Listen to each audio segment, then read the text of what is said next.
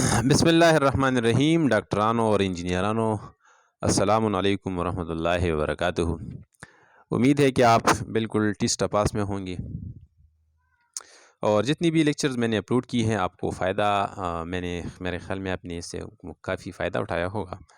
और अगर फिर भी कोई प्रॉब्लम हो, कोई क्वेश्चन, कोई कन्फ्यूजन हो तो आप मुझसे पूछ सकते हैं। और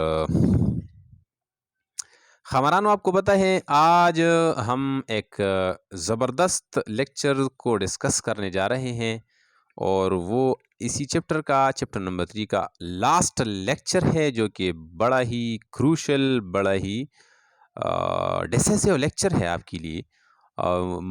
मेरे ख़्याल में ये आप सब्र कीजिए, देखते रहिए मेरे साथ, ठीक है। इससे पहले मैंने कोलिजन डिस्कस किया था और साथ साथ मैंने काइनेटिक एनर्जी भी डिस्कस की थी। आज हमारे पास है प्रोजेक्टाइल मोशन। कौन सी मोशन है? शाबाश, प्रोजेक्टाइल मोशन। आपने तो ये सुना होगा जवानी के ज़माने में कि प्रोजेक्टाइल मोशन किसे कहते हैं। शाबाश बेटा, डियर स्टूडेंट्स, आपको पता है कि प्रोजेक्टाइल मोशन में हमारे पास 2 डायमेंशनल मोशन होता है। कौन सा मोशन होता है? 2 डायमेंशनल मोशन होता है, ठीक है। Under the action of gravity, under the action of gravity. शाबाश। अभी जो मैं लेक्चर करने जा रहा हूँ, एमसीक्यूज करने से पहले पहले ये एक लेक्चर इसलिए करता हूँ कि एमसीक्यूज के इसमें कुछ कन्फ्यूजन होंगे आपके, इसमें आपके कुछ कन्फ्यूजन होंगे। तो कन्फ्यूजन को दूर करने के लिए मैं क्या करता हूँ, ये एक्सप्लेन करता हूँ, कंसेप्ट एक्सप्लेन करता हूँ, ठीक है।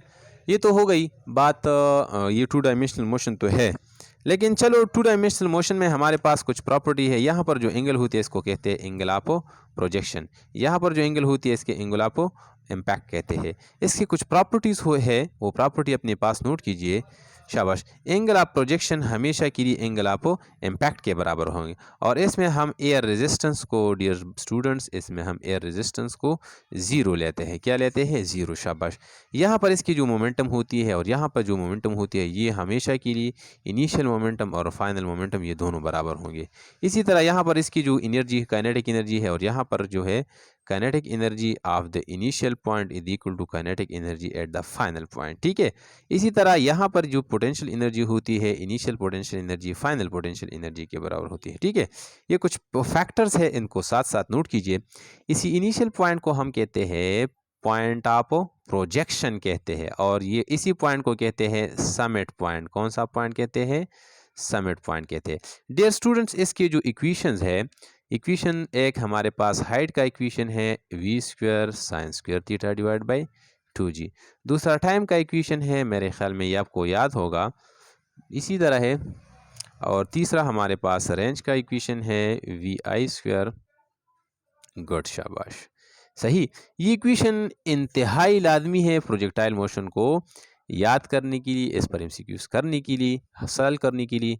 और साथ साथ आपको मैं एक और बात भी बता दूं, जो कि बड़ी इम्पोर्टेंट बात है, इंतहाई इम्पोर्टेंट बात है। एज द बॉडी, यहाँ पर मैं एक बार फिर इसको ड्रा करता हूँ। इसी बॉडी को मैंने फायर किया, यहाँ पर इसके वेलोसिटी के 2 कंपोनेंट हो गए हैं। इसको एक को हम कहते हैं वी एक्स कंपोनेंट और दूसरे को हम कहेंगे v y component. Dear students, ये वाला ग्रेविटेशनल फोर्स की तरफ अगर आप को देखिए तो ग्रेविटेशनल फोर्स हमेशा के लिए ये नीचे तरफ होता है। इसी हॉरिजॉन्टल साइड पर कोई फोर्स नहीं है, क्योंकि हमने यहाँ पर बताया कि एयर रेजिस्टेंस क्या है, ये 0 है। शाबाश।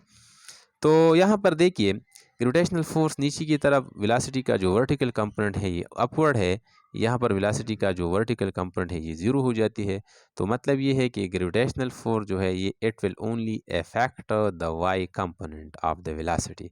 सो it mean that v y जो है ये वेरी हो जाएगा, ये वेरिएबल होगा, और इससे एक्सेलरेशन भी पैदा हो जाएगा। इसको हम कहेंगे एक्सेलरेशन। इससे जो पैदा होता है, इससे -g एक्सेलरेशन पैदा होता है। और ये ऊपर जो बॉडी ऊपर जाती है तो वी वाई डिक्रीज़ होती है, और यहाँ पर पहुँचकर ये 0 हो जाती है, और जो नीचे आती है तो एक बार फिर ये इंक्रीज़ होती है। लेकिन इसकी जो वी एक्स कंपोनेंट है ये हमेशा के लिए ये हमेशा के लिए कांस्टेंट होती है, क्योंकि यहाँ पर कोई फोर्स नहीं है, हॉरिजॉन्टल में कोई फोर्स नहीं है, तो लिहाजा वी एक्स अगर कांस्टेंट है, लेकिन इससे जो ए एक्स पैदा होगा ये भी ज़ीरो होगा, क्योंकि acceleration is produce from the change in the velocity. ठीक है, आगे जाते हैं। शाबाश, मेरे साथ साथ रहिए, मैं जल्दी जल्दी इसको एक्सप्लेन करता हूँ। इसके लिए हमारे पास जो इक्वेशंस है, काइनेटिक एनर्जी का कंसेप्ट ज़्यादा इस्तेमाल होती है कि final kinetic energy summit point पर काइनेटिक एनर्जी को फाइंड कीजिए। यहाँ पर इस समिट पॉइंट पर काइनेटिक एनर्जी को फाइंड कीजिए, अगर यहाँ पर पोटेंशियल एनर्जी को फाइंड कीजिए। ठीक है, अगर ये ऐसा हो ये वैसा हो तो फिर ये फाइंड कीजिए, वो फाइंड कीजिए। एंगल अगर हमने ज़्यादा कर दिया तो काइनेटिक एनर्जी कितनी हो जाएगी, अगर एंगल हमने 45 किया तो फाइनल पॉइंट पर काइनेटिक एनर्जी पोटेंशियल एनर्जी कितनी हो जाएगी। इसी तरह साथ साथ आगे हमारे पास है कि अगर हमारे पास काइनेटिक एनर्जी का जो इक्वेशन है, final kinetic energy is equal to, आप अपने पास नोट कीजिए, जो कि बड़ा ही इम्पोर्टेंट है। Final kinetic energy is equal to initial kinetic energy into cos square theta. ठीक है, ये सारे इक्वेशन के लिए इस्तेमाल होते हैं प्रोजेक्टाइल मोशन में, जहाँ पर भी आप अप्लाई करते हैं। और इसी तरह पोटेंशियल एनर्जी का जो इक्वेशन आप इस्तेमाल करेंगे, शाबाश शाबाश, ये इनिशियल काइनेटिक एनर्जी इंटू का साइन स्क्वायर थीटा। शाबाश, मतलब अगर आपसे पूछा गया कि यहाँ पर potential kinetic potential energy find कीजिए या फाइनल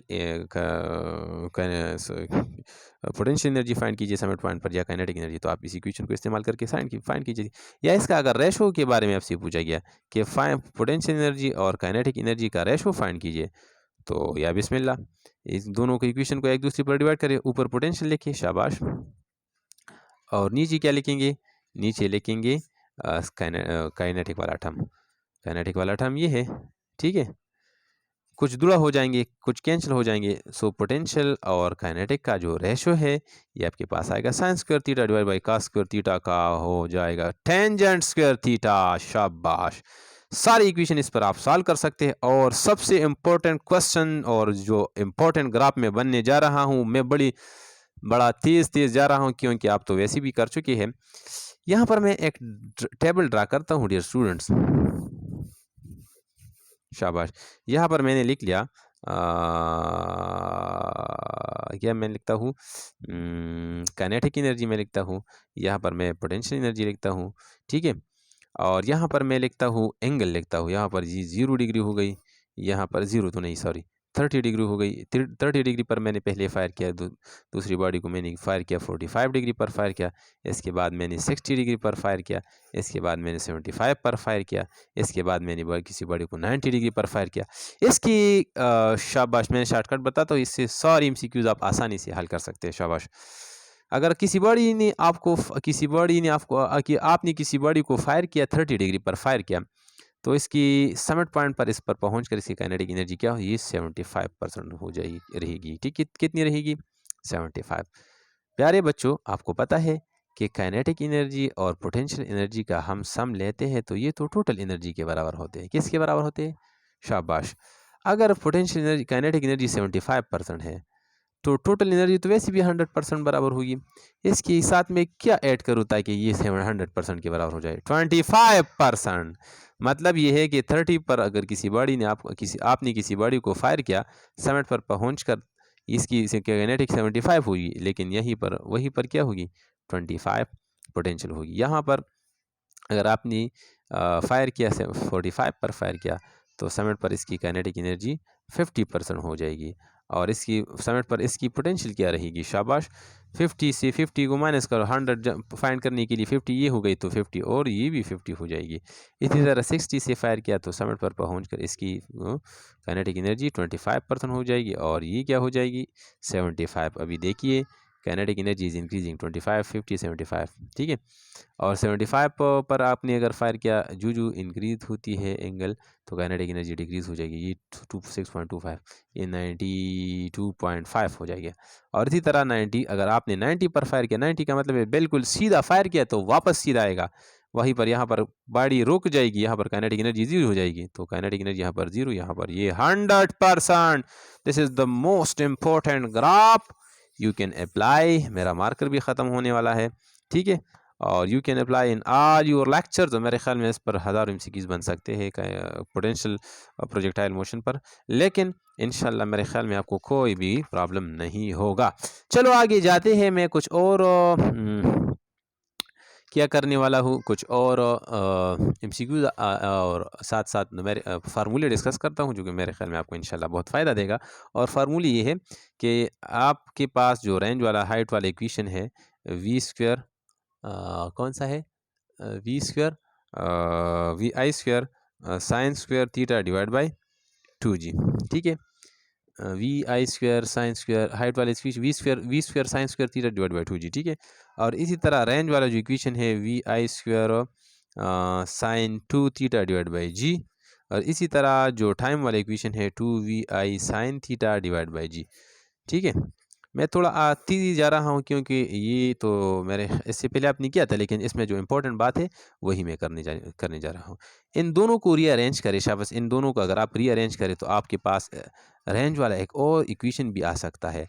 अगर इसको आप स्प्लिट करें साइन 2 थीटा को, तो आपके पास है 2vi divided by 2 into V X vertical horizontal component and vertical component divided by G. ये रेंज का एक और भी इक्वेशन है, इसको आप इस्तेमाल कर सकते हैं। सिमिलरली हाइट का जो इक्वेशन है, h is equal to g t square divided by 8, ये और भी इक्वेशन है, ये ईटा के एक टेस्ट में भी आया था कुछ मरतबा पहले। इसी तरह हमारे पास एक और इक्वेशन है, R tangent theta is equal to 4h। आपका एक शॉर्ट क्वेश्चन था केपी टेक्स्ट बुक बोर्ड में, खैबर पख्तूनख्वा के एक बोर्ड में, the range can never be greater than the 4h, इसी कंसेप्ट पर ये डिपेंड करता था। ये तीसरा इक्वेशन है, ठीक है। और 2r tangent theta is equal to एक और इक्वेशन हमारे पास है, is equal to g t square, ये एक और इक्वेशन है, इसको चौथा इक्वेशन है, ये अपने पास नोट कीजिए, इंतहाई इंपॉर्टेंट है। कभी कभार आपको टाइम दिया गया होता है, इसे हाइट फाइंड न करना है और कुछ भी फैक्टर नहीं होते। इसी तरह कभी कभार आपको vertical component of the velocity और हॉरिजॉन्टल कंपोनेंट दी होती है और कुछ नहीं होता, और आपसे पूछते हैं, आपसे कहते हैं कि आर फाइंड कीजिए। तो आर कैसे आप फाइंड करेंगे, क्योंकि आर का जो फार्मूला है इसमें वी आई की ज़रूरत है, यानी थीटा की ज़रूरत है, लेकिन अगर ये भी दी गई तो आप इसी फार्मूले से सॉल्व कर सकते हैं, ठीक है। मैं आज इंतहाई तक गया हूँ, ठीक है। कम्प्लीमेंट्री एंगल का कंसेप्ट तो आपको याद होगा। कम्प्लीमेंट्री एंगल एक ऐसे एंगल होते हैं जब इन दोनों को हम ऐड करते हैं तो इन दोनों की एडिशन 90 डिग्री के बराबर होते हैं, ठीक है। इसको हम कम्प्लीमेंट्री, लेकिन इसका जो R1, इनके जो रेंजेस होते हैं, असल में बेहद इनके रेंजेस बराबर होते हैं। मतलब अगर आपने किसी बॉडी आपने किसी बॉडी को फायर किया 30 डिग्री से फायर किया, तो 30 के का जो रेंज है, इसी तरह 30 के साथ एक और को ऐड करता है कि 90 के बराबर हो जाए, 60 को ऐड करो, तो इसी बॉडी को मैंने 60 से भी फायर किया, तो 60 से और 30 से फायर करने के दोनों का रेंज बराबर होंगे, इसको हम कहते हैं कम्प्लीमेंट्री एंगल। लेकिन कम्प्लीमेंट्री एंगल का जो हाइट होते हैं h1 मल्टीप्लाई बाई h2, इसके लिए शॉर्टकट फार्मूला एक और भी है, R square divided by 16। h1 multiply by h2 is equal to R square, ये रेंज के साथ रिलेटेड है, ये 16, ये बड़ा ही इंपॉर्टेंट फार्मूला है, ये फार्मूला नंबर 5वां हो गया। और इसी तरह इनका जो टाइम है, ये जो टाइम लेता है t1 मल्टीप्लाई बाई t2, इसका टाइम है 2r divided by g। Okay, this was something about the projectile motion. और इंशाल्लाह इसके बाद मैं अभी एमसीक्यूज़ की तरफ चलता हूँ, और मेरे पास देखती रहिए।